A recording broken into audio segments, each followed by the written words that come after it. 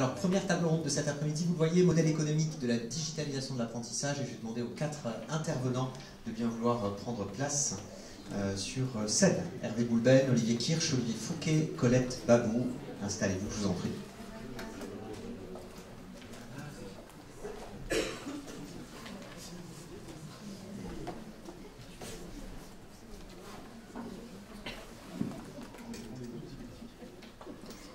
Voilà, messieurs, dames, on va faire un petit tour de table. Allez, on commence par vous, Hervé. Petit tour de table de présentation pour que vous disiez qui vous êtes et quelques données clés sur vos organismes, entreprises, CFA respectifs. Bonjour, Hervé Boulben, je suis le directeur général d'Octalia. Octalia, c'est le délégataire de collecte pour la collecte et répartition de taxes d'apprentissage du collecteur attitré Opcalia. Pour vous donner quelques chiffres, Octalia, c'est 180 000 entreprises versantes, 505 millions de collectes, donc réparties pour la plupart sur des CFA ou des écoles. Et c'est une équipe de 44 personnes qui travaillent toute l'année au service des écoles, des CFA, des entreprises et des jeunes. Merci. Colette Babou, bonjour. Bonjour, donc Colette Babou, donc en charge de l'accompagnement à la digitalisation des pratiques pour les formateurs essentiellement, donc pour la faculté des métiers, côté CCI, parce que la faculté des métiers c'est le rassemblement de structures de la chambre de métiers d'Ille-et-Vilaine et la toute neuve CCI d'Ille-et-Vilaine, puisqu'elle a fusionné au 1er janvier 2017, et donc on a rassemblé 3 centres de formation, de Rennes, de Saint-Malo et de Fougères. Ce qui fait qu'aujourd'hui, on a donc plus de 2000 jeunes en formation longue. On organise 62 groupes de formation qui vont du CAP au Bac plus 4. Et la part de l'apprentissage, c'est 1100 apprentis dans cet effectif. Voilà ce que je peux dire peut-être. Avec un chargé de pédagogie numérique plus spécifiquement et en termes de formateurs. Voilà, c'est plutôt une équipe chargée effectivement d'entraîner l'évolution des pratiques pédagogiques numériques, la digitalisation. Et je peux en parler plus en détail, ça va dépendre de vos questions. Bien sûr. Troisième intervenant, qui a déjà un micro. Bonjour, Olivier Fouquet. Olivier Fouquet, je suis le directeur du CFA de Bourgogne-Franche-Comté. Alors, sport, animation, tourisme social et familial pour nos champs. CFA qui existe depuis 1994, on est un CFA hors les murs. Donc à ce jour, on a une vingtaine d'UFA répartis sur l'ensemble du territoire, ce qui correspond à 440 apprentis en stock, pour bien préciser. On porte nous-mêmes une douzaine de diplômes et après on a des conventions de partenariat avec d'autres organismes de formation existants. On a mis simplement du coup le contrat d'apprentissage pour porter les diplômes qu'on porte nous-mêmes. On porte des diplômes de niveau 4 à niveau 2. Avec un certain nombre d'antennes, un peu moins d'une vingtaine d'antennes. Oui, pratiquement une vingtaine aujourd'hui, 2 en cours de développement. Merci. Olivier Kirsch, bonjour. Bonjour, donc je suis Olivier Kirsch, directeur du GIFOD, je suis un ancien directeur de CFA, de préparateur en pharmacie. Donc le GIFOD, c'est une structure qu'on a créée il y a une quinzaine d'années avec le prédécesseur d'Olivier Fouquet, directeur du CFA du sport, qui vise en fait à mutualiser tout ce qui est outils, pratiques, expériences, moyens nécessaires pour qu'un CFA ou un organisme de formation puisse déployer dans son établissement un projet de formation.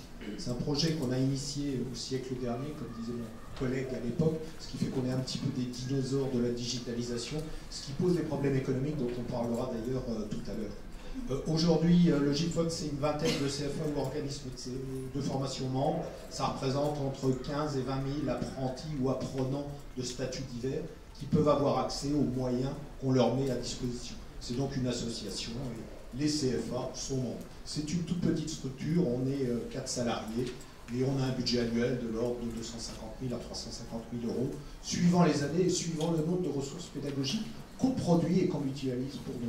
C'était quoi les problématiques en 99 à l'époque lorsque vous avez initié à deux cette association? Alors les problématiques, elles étaient d'une part liées à la géographie de notre région.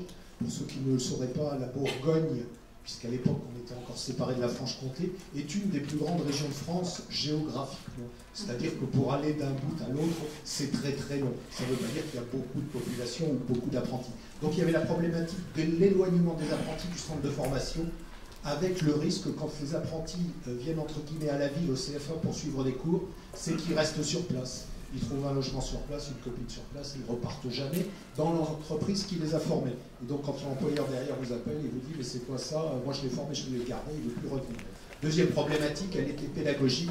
Déjà à l'époque, nous avions une hétérogénéité forte des publics que nous accueillions. À l'époque, moi j'étais sur un diplôme de niveau 5 et de niveau 4. Sur la partie niveau 4, on avait des gens qui arrivaient avec un CAP et d'autres qui venaient d'une première année échouer la plupart du temps de fac de médecine ou de pharmacie. Donc gérer cette hétérogénéité et pouvoir individualiser des parcours de formation était pour nous une nécessité et c'était la même problématique dans le CFA du sport. C'est toujours pareil aujourd'hui. Et à l'époque, donc, vous avez acheté une plateforme. Donc à l'époque, il a fallu s'équiper. Donc on est allé voir la région et on a dit comment on peut faire, on a regardé ce qui existait sur le marché. En plus à l'époque, c'est quand même 15 ans en arrière, les coûts n'étaient pas les mêmes qu'aujourd'hui, c'est-à-dire c'était quand même particulièrement élevé et techniquement très compliqué. Vous vous doutez bien qu'en Bourgogne, il n'y avait pas des connexions internet à tous les coins de rue, et même dans les villes de Bourgogne, c'était déjà un problème. Donc à l'époque, ça a passé par l'achat d'une plateforme et la conception de ressources pédagogiques. On a eu effectivement, je crois que Valérie Augean le disait ce matin, une entrée plutôt outil, c'est un grand classique et c'était d'autant plus vrai à l'époque. On ne reverrait plus aujourd'hui le problème de l'avènement. Et on parlera naturellement de l'outil, mais on ne va pas faire une entrée par les outils, hein, parce qu'on a dit tout à l'heure que ce n'était pas forcément la bonne approche, mais plutôt demander à Olivier Fouquet, à Colette Babou, déjà peut-être pour ce qui vous concerne, de quelle manière vous abordez aujourd'hui le digital et quel type de questions ça pose sur votre business model. Alors, je n'ai pas forcément prévu l'appréhender comme ça, mon intervention, parce que c'est pas si simple que ça, quoi. Je pense qu'aujourd'hui, il n'y a pas un business model vraiment arrêté aujourd'hui. C'est-à-dire qu'il y a des expérimentations que nous avons faites, comme je vous avais un petit peu expliqué. Absolument. Mais la question n'était pas de faire un raccourci, mais d'expliquer un peu quelle était la genèse de votre arrivée dans tout ce qui est distanciel, et du coup, petit à petit, au fur et à mesure de la progression, en fait, d'un certain nombre d'outils, quel type de nouvelles questions ça pose. Alors en lien notamment avec des éléments qu'on a évoqués ce matin, mais il y a des nouveaux personnels, les formateurs ne font pas que former, il y a des personnels qui ne sont pas forcément formateurs mais qui contribuent à l'acte pédagogique, des choses qui ne sont pas faciles à valoriser pour le CFA et qui du coup voilà, changent un peu la donne. Mais je pense que avant d'arriver à ces questions, c'est important peut-être que les uns et les autres, vous disiez d'où vous venez et très rapidement quelles sont les différentes étapes où vous en êtes aujourd'hui. C'est ça, tout à fait. Oui, alors donc effectivement, bien, un peu d'innocent parce que j'étais allée les voir aussi en région de Bourgogne il y a quelques temps. Mais on avait démarré aussi il y a une dizaine d'années, en 80. Donc, j'avais combien déjà 2007.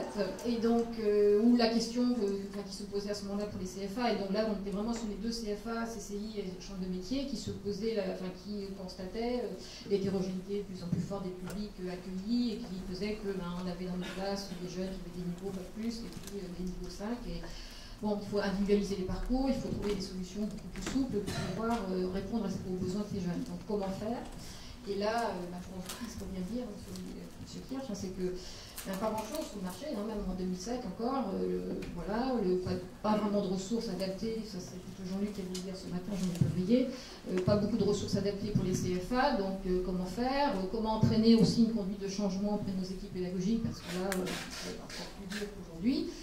L'outil numérique, regardez ça avec les yeux, et puis vraiment ils étaient très réticents et beaucoup montés sur les freins, donc il fallait trouver l'angle pour pouvoir les faire travailler tous ensemble, et puis surtout il fallait aussi avoir vraiment ce qu'on a dit ce matin, je pense que c'est fondamental, c'est-à-dire un projet stratégique, un vrai projet stratégique validé et puis entraîné par nos directions pour que on se pose plus ces questions-là. Ces questions, est-ce qu'il faut y aller, pas y aller, la question est arrêtée, les directeurs avaient tranché, c'est un projet stratégique, on y va. Maintenant, c'est comment. Donc l'entrée, c'est vrai, a été plutôt de partir sur un dénominateur commun qui rassemblait les deux CFA, CCI et Chambre de métier, de partir un peu ce qu'ils connaissent pas, ce qui était un peu le plus gros des troupes dans le CFA, c'est-à-dire le niveau 5, donc les CAP, et donc sur des matières d'enseignement général, parce qu'on n'avait pas forcément trouvé ce qui nous intéressait à ce moment-là, donc en maths et français. Et assez vite, on a été accompagné par un autre CFA de la Chambre d'agriculture du Morbihan qui nous a entraînés dans l'aventure de la digitalisation. Et on ne s'est pas posé la question de la plateforme à ce moment-là. On a vraiment suivi l'exemple de la Chambre d'agriculture du Morbihan. On a pris une plateforme privée. Par contre, elle nous a accompagnés sur la conception de ressources grâce à un outil auteur puis l'OCO, le ECMG aujourd'hui. Et voilà, c'est comme ça que ça a démarré. Et que progressivement, la région Bretagne nous entraînant de son côté sur des dynamiques de démarche qualité où elle souhaitait qu'on travaille de plus en plus sur le positionnement en amont des contrats, la contractualisation des contrats d'apprentissage.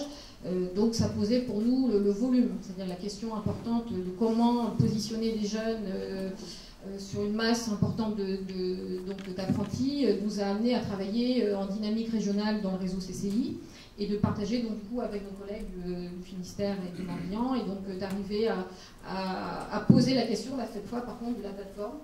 Donc on est arrivé à la question de la plateforme 4-5 ans après parce qu'on rentrait un peu dans une démarche entre guillemets un petit peu plus industrielle. Il fallait pouvoir positionner plus de 3000 jeunes entre nos différents CFA du réseau CCI. Sur l'ancien système, vous aviez des coûts importants? Et sur les... Alors, effectivement, ça nous a permis de poser à ce moment-là dans le cahier des charges les coûts et de nous rendre compte effectivement que ce n'était pas tenable de continuer avec la plateforme privée puisqu'on avait fait la comparaison pour 4000 utilisateurs, elle nous aurait coûté 10 € par apprenant alors qu'en choisissant l'outil qu'on a fini par choisir qui était Moodle, donc un logiciel open source, on a fini par baptiser Numeralis, le rapport était 2 fois moins, donc on était à 5 € donc, par apprenant, mais on a largement dépassé aujourd'hui, bien sûr, ce volume d'utilisateurs. On est à presque près de 10 000 utilisateurs aujourd'hui, et sans ce coût complémentaire. Donc on va diminuer encore ce coût, bien évidemment. Là, je n'ai pas fait le ratio, mais je suis sûre qu'on est à 1 € maintenant le coût pour la plateforme par apprenant. Même si on dit que Moodle est complètement gratuit, n'empêche qu'il y a quand même de la maintenance, il y a quand même un coût d'entretien, d'hébergement, etc. Il faut aussi intégrer.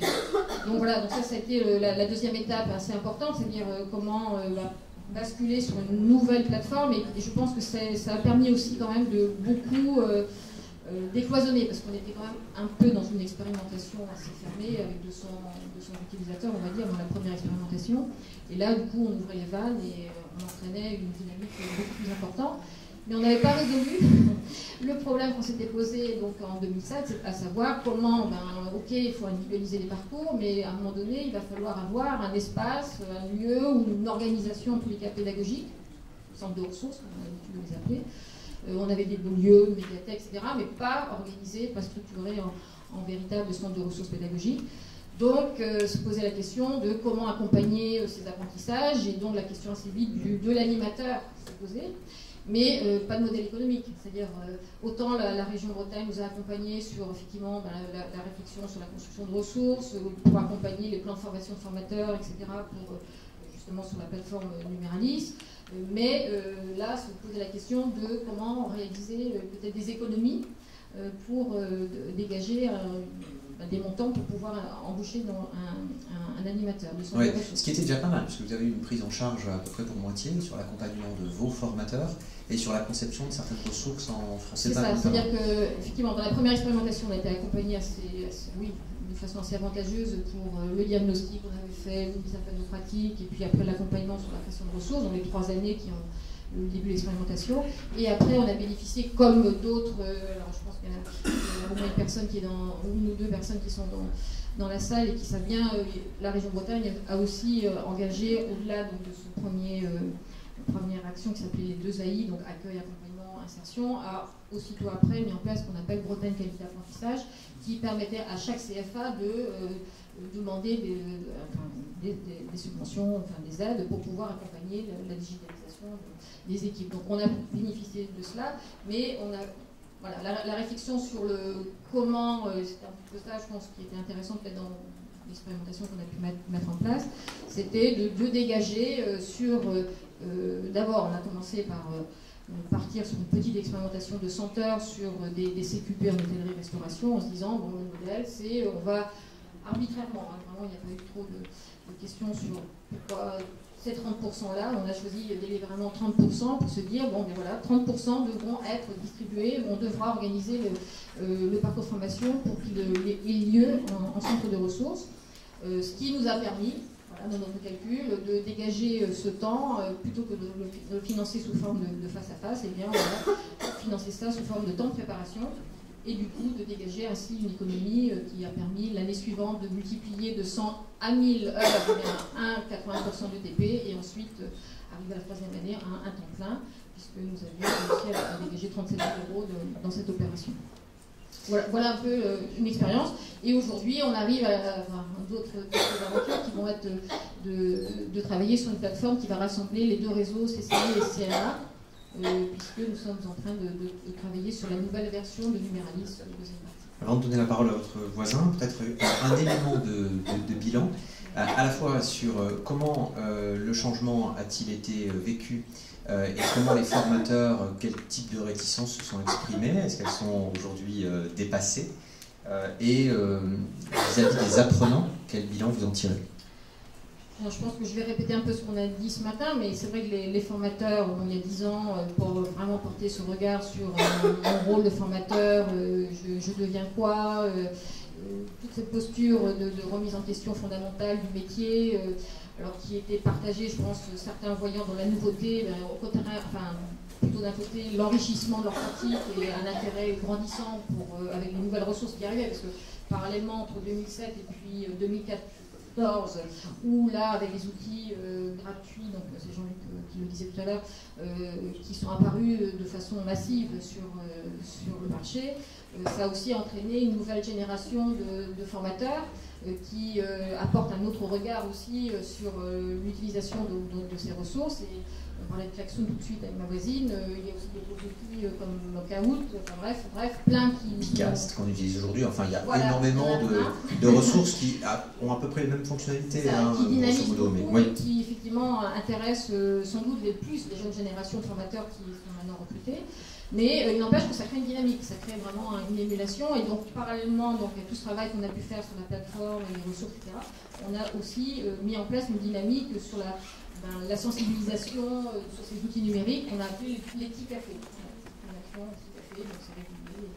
Et donc, ça nous permet de sensibiliser et aussi dégager, c'est pour ça que je parlais d'équipe tout à l'heure, parce qu'on dédie du temps, une demi-journée par semaine pour quelques formateurs, donc 4-5 formateurs, qui eux sont plutôt, doivent concevoir des ressources ou accompagner leurs collègues qui ne savent pas encore, ou qui hésitent, ou qui ne savent pas bien utiliser la plateforme par exemple. Olivier Fouquet, vous, alors de votre côté, CFA hors des murs, vous avez démarré assez tôt, de facto, sur la digitalisation. Expliquez-nous quelles ont été les principales étapes. Et juste avant que vous répondiez, je reprécise à tout le monde qu'il y a effectivement une application qui s'appelle Picast et que vous pouvez, au fur et à mesure, si vous avez des questions ou des commentaires ou des précisions à demander, le faire. Je sais que l'après-repas est toujours un petit peu compliqué, mais n'hésitez pas si vous avez des commentaires particuliers. Donc, Olivier Fouquet, il y a une quinzaine d'années, vous démarrez là-dessus. Ça se passe comment progressivement? Quelles étapes? Alors, déjà, il y a un fait marquant pour notre CFA, c'est qu'avant on préparait des diplômes, un examen, où chacune de nos UFA, et à l'époque on en avait 4, donc aujourd'hui on en a 20, c'est les mêmes problématiques, portait elle-même le diplôme en autonomie et préparait nos apprentis à un examen final de la jeunesse et des sports. Est arrivé un changement, une réforme, on est passé sur du BPGEPS, du brevet professionnel tout simplement, où là on portait la certification en tant qu'organisme de formation, et donc le CFA avait autorité sur son BPGEPS, et du coup il y avait des sessions partout sur le territoire, mais sous sa responsabilité. Donc il nous fallait être attentif à avoir un niveau pédagogique homogène et avoir au moins le même prescrit sur les contenus théoriques minimum à prescrire. Donc ça a été la première démarche. Donc du coup, on a eu une injonction de notre conseil d'administration. Alors à l'époque, ça fait quand même quelques temps, j'étais pas directeur de CFA, comme l'a dit Olivier, c'était mon prédécesseur Gérard Delangue, et j'étais responsable pédagogique.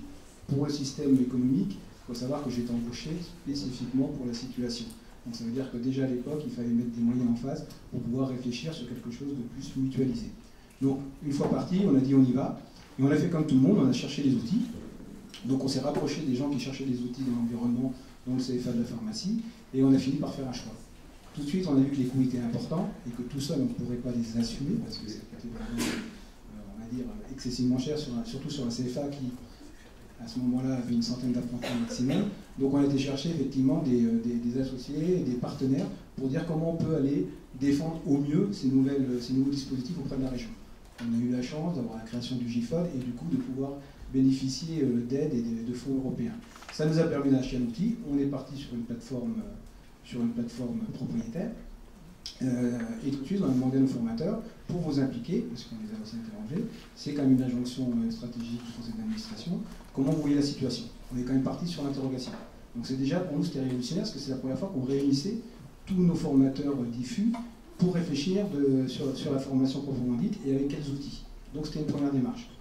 De ces réflexions, il est venu en disant, nous on veut garder le fait qu'on fasse nos cours nous-mêmes. Donc on a dit, bon, très bien, il faut concevoir les cours, et donc se poser des questions qu'on s'est déjà posées à l'époque, et qui a été recitée ce matin, c'est oui, mais que fait-on du droit d'auteur? Puisqu'on ne va pas créer 3 cours sur la science humaine, sur 3 UFA différentes, alors qu'on a un investissement aussi à rationaliser. Donc du coup, il fallait bien qu'on partage effectivement cette contenu théorique et le mutualiser, et donc abandonner ses droits d'auteur. Et pour un formateur, c'était compliqué. Donc ça a été la première fracture qu'il a fallu dépasser. Alors, ça se passe dans la négociation, ça se passe aussi sur un intérêt économique, parce que si on abandonne ses droits d'auteur, à un moment donné, peut-être on peut être rémunéré pour cela, il ne faut pas se leurrer, ça peut nous mettre un peu de beurre dans les épinards de nos formateurs. Et chemin faisant, on est parti sur des contenus. On a construit d'abord sur un outil dédié qui était Arcadis, et après on est très vite basculé sur OCMG et ainsi de suite pour rester dans la mouvance.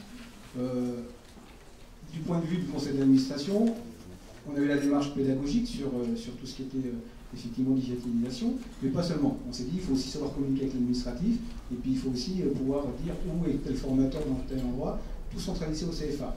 Donc à côté, on a directement développé une GED. Alors, la GED administrative, c'était à travers l'outil Outlook à l'époque, qui aujourd'hui ne suit plus les capacités de stockage qu'on a, donc on est passé sur un nouvel outil, qui s'appelle Novaxel, on ne parle de plus, mais c'était un parmi tant d'autres, on a étudié. Et on a surtout vu arriver aussi le fameux livret dématérialisé à l'époque, on n'appelait pas digitalisé, dématérialisé, qui passait de WCFA à NetPareo et Pareo IMAG. Voilà. Donc on a dit on va essayer de coordonner tout cela.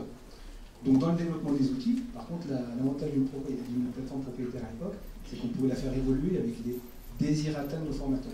Comment je m'approprie l'outil? J'aimerais pouvoir faire telle chose avec cet outil-là. Donc on a fait un certain nombre de développements qu'on a partagé avec les collègues du GIFOD. Donc ça aussi c'est important, on ne peut pas se sentir isolé. Quand on partage les problématiques, ça rassure et ça permet d'entraîner, parce que c'est vrai que c'est pas toujours facile, on perd du monde en faisant chemin. Donc on a essayé de tout harmoniser. Notre point central était de dire, même si c'est un peu compliqué pour nous à gérer, il faut que ça soit très simple pour l'alternant, donc l'apprenti ou la personne en alternance. Donc on a essayé avec tout ça de dire, il faut à chaque fois que même s'il y a 3 ou 4 outils derrière, il n'y ait qu'un seul point d'ancrage dedans. Alors, ça me fait plaisir quand je vois l'outil qui a été développé et qui a été présenté avant, c'est bien de dire qu'il faut faciliter l'accès à tout le monde à travers un comptoir unique, c'est un mode en ce moment, pour dire on y rentre facilement et on trouve tout ce qu'il nous faut à l'intérieur. Donc à chaque fois qu'on développait les outils, on demandait aussi aux différents prestataires de communiquer entre eux pour faire, alors nous on les nommait de manière barbare des pontages, c'est des interfaces, pour que l'information puisse circuler. Là revient encore le problème du NILS qui a été présenté ce matin, comment on peut gérer ces informations, comment on passe d'une donnée à l'autre et tout en respectant, en étant un maximum, on va dire, protégé, ce qui n'était pas facile. Donc, cela faisant, ça s'est développé, beaucoup plus d'expérience, l'outil vient vite obsolète, sans s'en rendre compte aussi. Donc on a dit, il faut qu'on s'ouvre sur de nouveaux outils, et tout ça, à chaque fois, on associe nos formateurs. Alors on les associe, mais toujours associés à une directive du conseil d'administration. C'est-à-dire que c'est pas à un moment donné, la conversation va durer 3 ans et demi, elle va durer, mais on a un certain temps, et au bout de ce temps-là, il faut qu'on passe sur l'opérationnel. Bien sûr qu'on part sur des petits cohortes au départ, et après il faut le démultiplier. Alors pour comparer, il y a 10 ans, on était sur des cohortes de 30 à 40 apprenants. Aujourd'hui, on a 90% de nos alternants qui sont dans les dispositifs. On a des diplômes qui font à peu près 600 heures de formation. Sur chacun de nos diplômes, on dédie entre 200 et 250 heures sur le e-learning. Alors, ces 250 heures sont bien du temps estimé, donc j'ai bien aimé le matin, ça m'a permis de mettre des mots théoriques sur les pratiques, c'est très intéressant, où effectivement dedans il y a je prends du contenu en ligne, mais j'ai aussi des travaux à réaliser dans un temps et à rendre qui vont être corrigés, et le temps estimé de tous ces instants-là font que ma séquence FOD est réalisée. Et c'est comme ça d'ailleurs qu'on le vend à nos financeurs, que ce soit la région, et ou autres financeurs quand on a de la formation professionnelle continue en parallèle. Les formateurs ont souvent peur d'avoir moins d'heures au final. Avec ce nouveau système, vous avez d'une certaine manière industrialisé le distanciel depuis un certain nombre d'années. Qu'en est-il? Quel bilan vous en faites? Est-ce que le nouveau modèle économique fait faire des économies? Et pour le formateur lui-même, quels sont les impacts? Alors, il y a deux visus. Le formateur lui-même, il n'a pas perdu d'heure. On avait dit, le temps en présentiel, ce qu'on appelle plus présentiel, on va dire c'est un temps de regroupement d'animation, des contenus théoriques et des prescrits qu'on aura réalisés avant.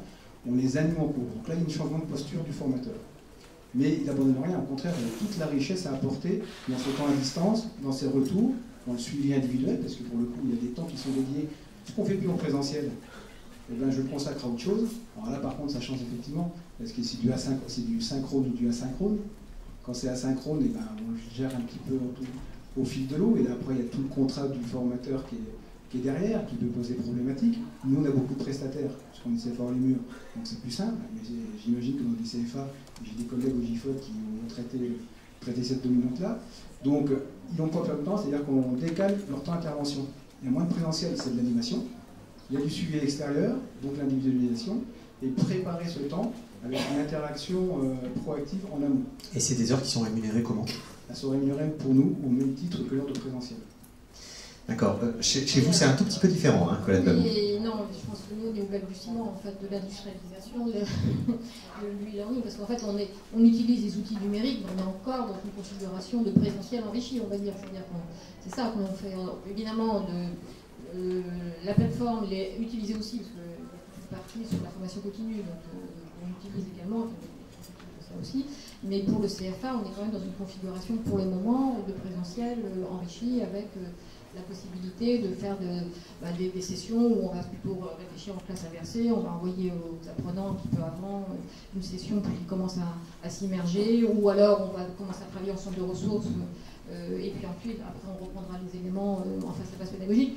Donc pour le moment, on reste dans notre cadre de statut tel qu'il est aujourd'hui, et je pense que c'est un petit peu ça qui va nous freiner peut-être aussi. C'est-à-dire que rien n'est vraiment prévu aujourd'hui sur la digitalisation. Enfin, en tous les cas, il évolue, il est en train d'être étudié, je pense, mais je ne sais pas si on sera aussi pointu. Très rapidement, corrigez-moi si je fais une erreur, mais oui. Vous avez plutôt fait le choix d'un tarif intermédiaire pour tous les temps de conception, d'ingénierie, entre le tarif de l'heure de formation présentielle et le tarif de préparation. Alors, ce que je vous disais, c'est un peu cette expérimentation un peu ciblée sur quelques sections de CQP et qui nous a permis de dégager progressivement ce temps d'animateur, mais c'est loin d'être généralisé sur tous nos formateurs. Aujourd'hui, ça concerne donc 10% de nos heures au total qui fonctionnent sous ce mode-là. Donc vous voyez, il reste quand même 90%. C'est ça, mais donc on peut avoir un présentiel qui finalement est 2 fois plus payé que le temps de préparation, et entre un tarif intermédiaire qui peut inciter à ces temps d'ingénierie. Aujourd'hui, il n'y a pas véritablement, si vous voulez, enfin, je pense que c'est ça qui manque un peu, parce que on a donc dans le statut, donc on est 1500 heures réalisées en temps plein, je veux dire.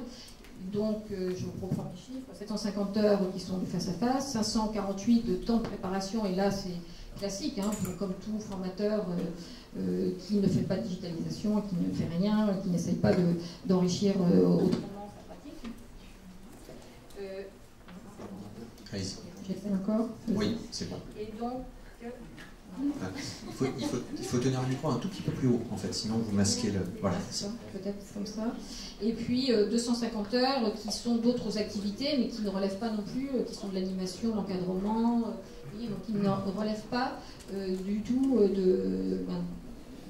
du temps dégagé pour que nos formateurs puissent travailler autrement et donc digitaliser leur pratique. Donc ça veut dire qu'on est obligé de trouver autrement, et c'est vraiment l'accompagnement aujourd'hui de nos financeurs comme la région, ou aujourd'hui Octalia peut-être, qui peuvent nous aider pour justement accompagner cette digitalisation. C'est vraiment la réalité, quoi. S'il y a des éléments juridiques à faire passer. Précisément, Hervé Boulben, on voit un certain nombre d'éléments qui remettent en cause le modèle. Et jusque-là, les CFA fonctionnaient beaucoup par coût moyen par apprenti, avec un système aussi de subvention renouvelée de la région sur des critères qui étaient plus ou moins établis. Demain, on voit qu'on va vers un autre modèle, on a du mal encore à en saisir les contours. on le verra mieux dans 2 ou 3 mois, mais effectivement, ce qu'on entend, je pense que vous entendez la même chose, hormis le débat qu'on a évoqué ce matin entre prédominance des branches ou des régions, on va quand même vers l'idée maintenant d'une rémunération du contrat d'apprentissage au parcours, et plus à l'heure de formation. Alors parcours ou forfait, mais on sortirait de cette logique horaire qui quelquefois est quand même assez pénalisante pour les CFA, et qui permettrait, dans une logique de forfait, comme on disait ce matin, d'atteindre un certain nombre, comme disait Olivier ce matin, d'atteindre un certain nombre de points de passage obligés, et c'est ça qui serait rémunéré, et pas forcément la présence de l'apprenti ou du prof. On peut imaginer aussi, pour rebondir sur le débat de ce matin, qu'un certain nombre de ressources soient fléchées en fonction de la logique de qualité, de certification, d'autodiagnostic, fait ou pas par les CFA. Ça fait aussi partie des remarques qu'on a vues d'appuyer sur la qualité, et je pense que alors, moi j'ai plutôt le son des branches aujourd'hui. Si on va vers une logique branche, on aurait vraisemblablement des coups de pouce, des bonus qualitatifs. Vous, d'ores et déjà, pour l'attribution des fonds libres, vous posez cette question de qui s'est lancé dans l'autodiagnostic. Absolument.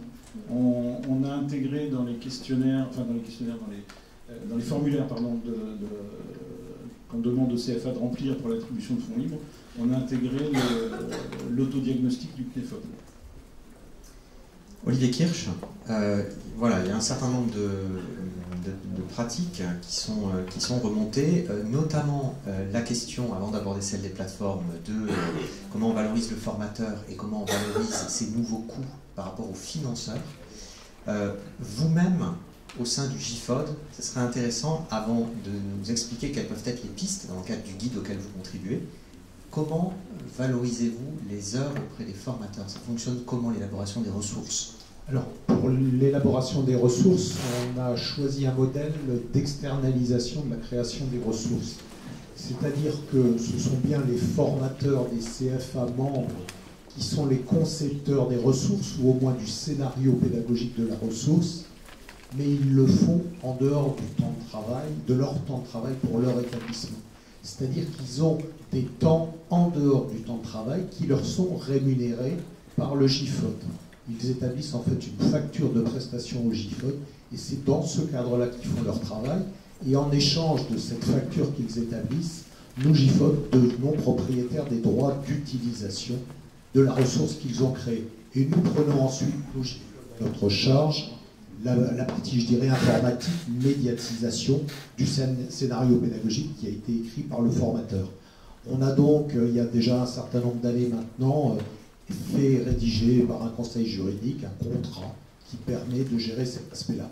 Alors, il existe à la marge, pour certains CFA qui souhaitent que leurs formateurs fassent ceci sur leur temps de travail, il existe la possibilité que ce soit le CFA qui facture cette prestation au GIFOD, mais dans ce cadre-là, nous demandons à ce que le CFA qui établit une facture nous apporte la preuve qu'il existe dans le contrat de travail de son salarié un avenant ou une clause qui lui permet de céder les droits d'utilisation au GIFOD. Puisque notre essence à nous-mêmes, c'est quoi? C'est tout simplement que chaque ressource créée puisse être utilisable par l'ensemble des autres membres du GIFOD. Et pour ça, il faut qu'on prenne la responsabilité de la gestion des droits. Quelques éléments de prolongement. À votre tour, même question précédemment. Le formateur, selon vous, il a le même nombre d'heures, mais il a plus d'apprentis, il y a des e-tuteurs, il y a de nouveaux métiers qui se développent, qui ne sont pas forcément formateurs? Alors, déjà, je dirais en préambule, je rappellerai quand même à tous mes collègues, mais on est tous employeurs dans la salle, que l'obligation, je me tourne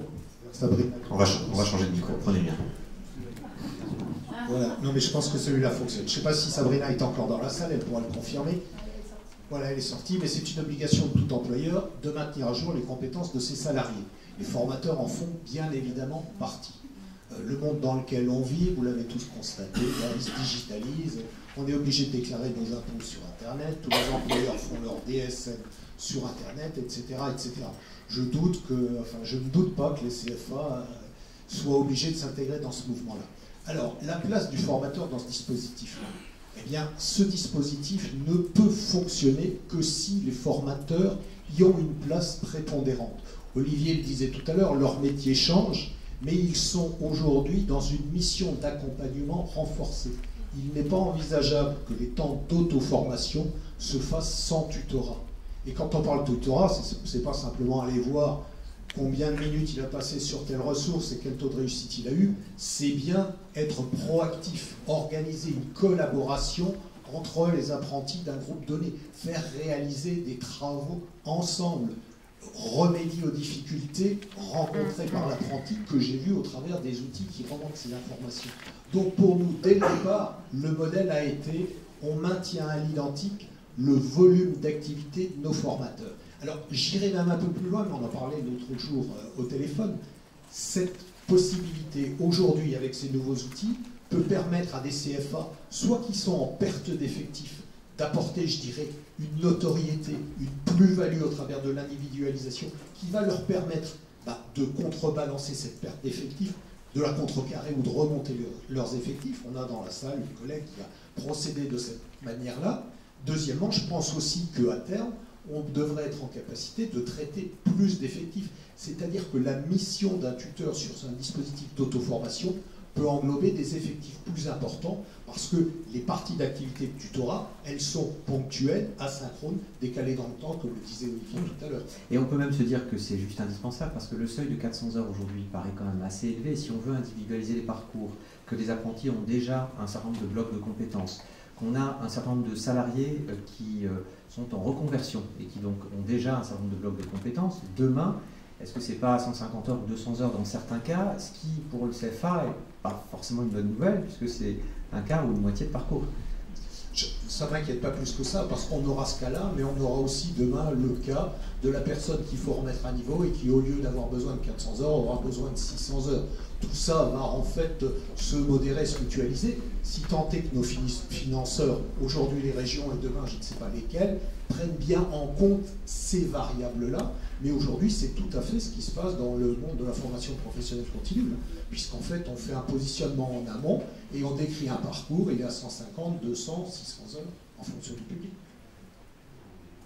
Alors, juste pour abonder sur la théorie, oui, il y a peut-être moins d'heures à faire, mais le fait qu'il y ait moins de monde à un moment T dans vos salles, il y aura peut-être plus de monde à pouvoir gérer dans les groupes plus importants. Et la deuxième chose, c'est si on mène le à distance jusque dans l'entreprise, nous on est en train de tenter l'expérience, c'est-à-dire effectivement, on va dédier la part qu'il faut prendre dans le learning, c'est des temps qui ne sont pas dans nos locaux. Donc c'est des espaces libres à exploiter différemment. Par contre, effectivement, il faut baliser le temps d'entreprise pour que ça soit bien fait. Dans le timing de l'entreprise, avec 2 périodes définies, on parle de jalons, ça s'implique bien sur ces termes-là. Voilà, vous avez 3 semaines pour le faire. Dans les 3 semaines, vous devez certifier, vous, entreprise, qui va bien avoir tant de temps dégagé dans les créneaux, bien entendu, moins mobilisants pour l'entreprise, pour qu'ils puissent réaliser ces activités de e-learning. Et c'est prescrit à rendre. Voilà, donc là, il y a aussi des moyens d'économie d'échelle sur l'infrastructure. Petite question alors pour conclure cet atelier sur les plateformes. Je vais vous demander à travers l'application quelle plateforme LMS utilisez-vous ou comptez-vous utiliser à l'avenir. Donc je vous invite à vous connecter, enfin, vous êtes déjà connecté, mais je vous laisse quelques dizaines de secondes pour répondre. Quelle plateforme aujourd'hui LMS utilisez-vous ou comptez-vous utiliser à l'avenir? Alors, je profite de l'occasion pour faire un petit rappel. Concernant les plateformes, le FOD édite chaque année un guide des plateformes. Donc, il suffit de vous mettre en relation avec Aurélia ou Jean-Luc qui sont là, qui sont les chevilles ouvrières, à la fois la secrétaire générale et puis Jean-Luc qui participe à l'élaboration de ce guide. Donc, il y a un guide qui vous permettra d'avoir un panorama complet des plateformes, qu'elles soient propriétaires, libres, voire les modalités d'accès en SAS, comme on dit.